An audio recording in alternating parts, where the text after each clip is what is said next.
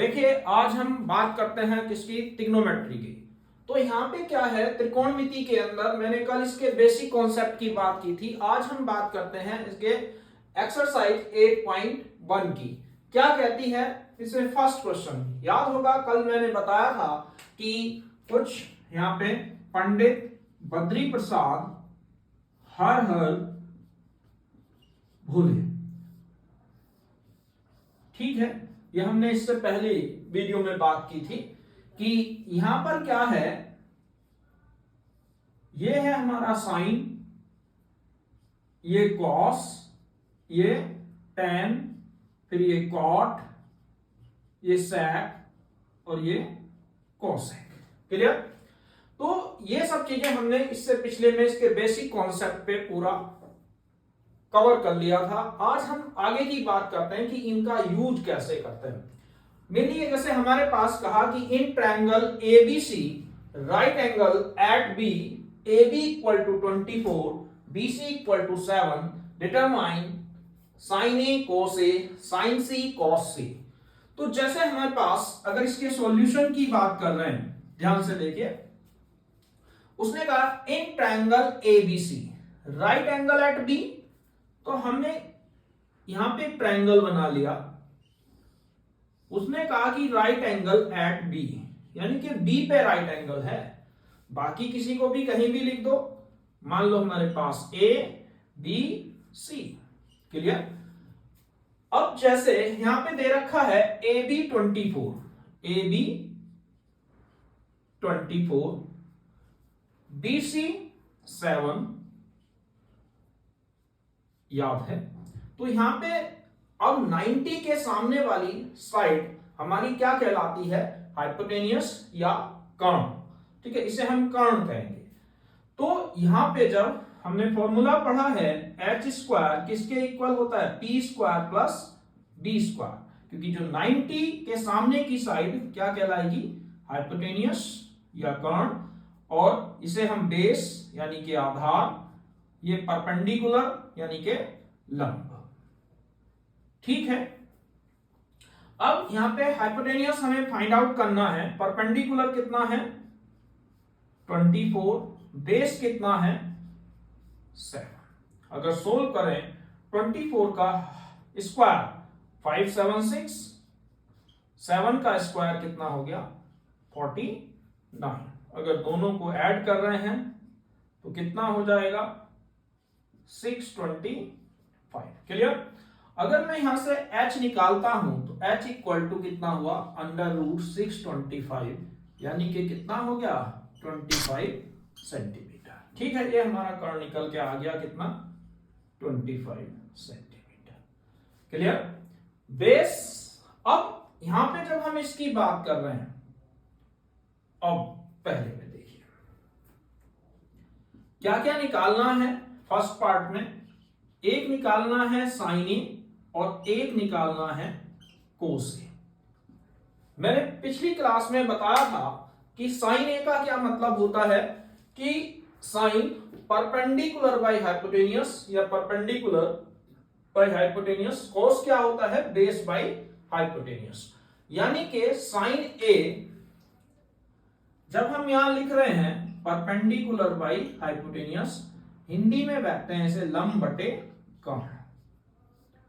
ठीक है, सेम ऐसे ही इसे बोलेंगे बेस बाय हाइपोटेनियस, और हिंदी में बोलेंगे इसे आधार बटे कर्ण।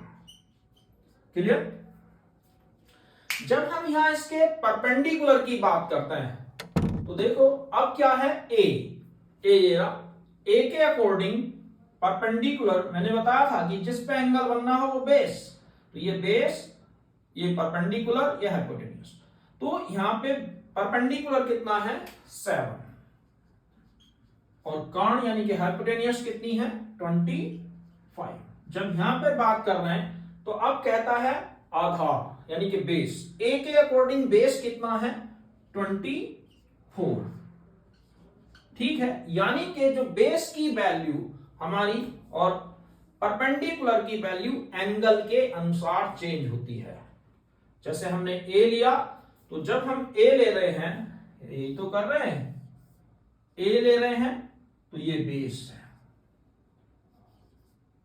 ठीक है, ये बेस है, ये परपेंडिकुलर है और ये हाइपोटेन्यूस है। लेकिन जब सेकंड पार्ट की बात करेंगे तो अब वो कहता है साइन सी और कोस सी, साइन सी और कोस सी। साइन का मतलब फिर परपेंडिकुलर, देखो फॉर्मूला सेम है, यहां भी बेस बाय हाइपोटेन्यूस, इंग्लिश में भी हिंदी में भी बिल्कुल सेम। ये हो जाएगा लंब बटे कर्ण और ये हो जाएगा हमारा आधार बटे। अब जब यहां बात कर रहे हैं, इधर देखो, ये C है, ये A है, B है। अब जब इसकी बात कर रहे हैं, यहां इसकी बात कर रहे थे, तो ये हमारा बेस होगा, ये हमारा परपेंडिकुलर होगा और ये हमारा हाइपोटेन्यूस। यानी कि परपेंडिकुलर कितना हुआ 24, कर्ण 25। यहां जब आधार ले रहे हैं तो वो कितना हुआ इसके अकॉर्डिंग 7/25। क्लियर है कि मेन जो यहां पर कॉन्सेप्ट समझना था वो यही समझना है कि आधार और हमारा परपेंडिकुलर यानी कि लंब किस तरीके से चेंज होते हैं। अगर ये समझ में आ गया तो इस एक्सरसाइज में कुछ भी नहीं है। क्लियर? मैंने कहा कि ए ले रहे हो तो ए वाला बेस, सी ले रहे हो तो सी वाला बेस, बाकी जो बचा परपेंडिकुलर। और जो हाइपोटेन्यूस है वो तो कभी चेंज होती नहीं, वो हमेशा कौन सी होगी 90 के सामने वाली। क्लियर? तो अब जब हम यहां पे, यहां तक कोई डाउट? आगे चलें? ठीक। देखिए अब इसके बाद क्वेश्चन नंबर 2 क्या कहता है? क्वेश्चन नंबर 2, तो क्वेश्चन नंबर 2 में कहा है इन द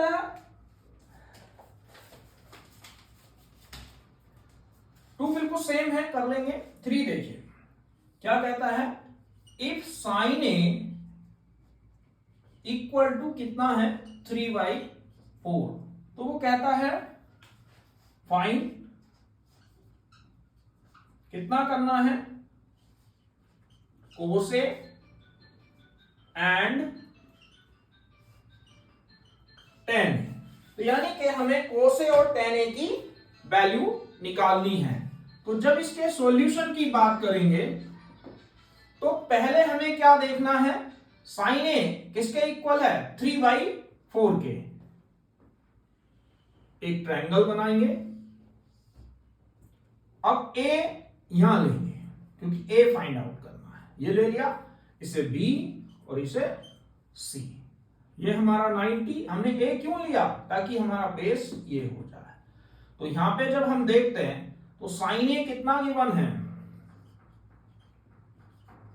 3/4। अभी मैंने लिखा था यहां पे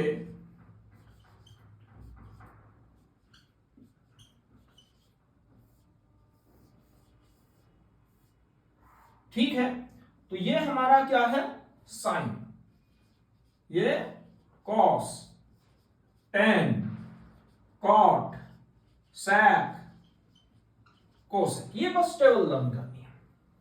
पंडित बद्री प्रसाद हर हर बोले। तो जैसे साइन हमारा क्या है P/H, यानी कि परपेंडिकुलर बाय हाइपोटेन्यूस, यानी कि इसे क्या बोलेंगे लंब बटे कर्ण। तो जब यहां देखते हैं तो परपेंडिकुलर कितना है हमारा 3, क्योंकि ये रेशियो है इसे इसलिए हम K लेंगे। जैसे सेंटीमीटर था पिछले में तो कुछ नहीं लिया था, ऐसे ही हमारे पास हाइपोटेन्यूस कितना है 4K। क्लियर? कुछ भी ले सकते हैं कि अब जैसे हमने यहां पे देखा तो हमारे पास क्या चीज नहीं है base. Hypotenuse square is equal to perpendicular square plus base square. Hypotenuse की जगह हाइपोटेन्यूस, परपेंडिकुलर की जगह परपेंडिकुलर, बेस हमारे पास नहीं है तो बेस लिख दिया। 4 का स्क्वायर 16K स्क्वायर, 3 का square 9K square plus B square. Clear? अगर 9K स्क्वायर इधर प्लस हो रहा है तो इधर आके माइनस हो जाएगा, यानी कि बेस का square 16K square minus 9k²। तो बेस कितना बचा, 16 में से 9 माइनस कर दिया तो 7k²। कहीं कोई डाउट, क्लियर है? चलिए, तो बेस इक्वल टू कितना हुआ, √7k²। तो बेस की वैल्यू 7 का √7, तो ये कितना आ गया, k। यहां तक कोई डाउट है? एकदम क्लियर। अब जब हम बात कर रहे हैं किसकी, इसमें हमारे पास वो कहता है दो वैल्यू निकालो, किसकी, एक cos A की और एक tan A की। तो कैसे निकालेंगे, ऊपर से आइडेंटिटी देखो, cos A कितना होता है हमारे पास, बेस अपॉन हाइपोटेन्यूस, और हिंदी में कहेंगे आधार बटे कर्ण। ठीक है, ऐसे ही हम दूसरे को ले लें, tan A। tan A क्या होता है, परपेंडिकुलर बाई बेस। तो इसका क्या हो जाएगा, परपेंडिकुलर को हम कहते हैं यहां पे लंब, और बेस को कहते हैं आधार। जब यहां लिख रहे हैं value, cos A Aadhaar √7k upon hypotenuse कितनी है, 4k, तो √7 अपॉन 4, k से k कैंसिल। क्लियर? अगला देखिए, परपेंडिकुलर बाय बेस, यहां परपेंडिकुलर 3k है और बेस √7k है, k से k कैंसिल, तो यहां कितना हो गया हमारा, ऐसे कैसे cancel, 3k upon √7k, k ratio, तो ये आंसर आ गया 3 अपॉन √7। क्लियर होगा कि जब हम यहाँ पे, मेरे ख्याल से पूरा एक ये फॉर्मूला यूज हुआ, बाकी जो भी कॉन्सेप्ट है इसका होता है sin p/h, cos b/h, tan p/b, cot b/p और h/b और h/p। तो क्लियर है? तो आज जैसे मैंने कहा कि फर्स्ट हो गया, थर्ड हो गया, सेकंड मैंने होमवर्क के लिए दे दिया। आगे हम इसके बाकी क्वेश्चंस को नेक्स्ट एक्सरसाइज जो है या नेक्स्ट क्वेश्चन जो है अगली वीडियो में देखेंगे। आज के लिए बस इतना ही, धन्यवाद।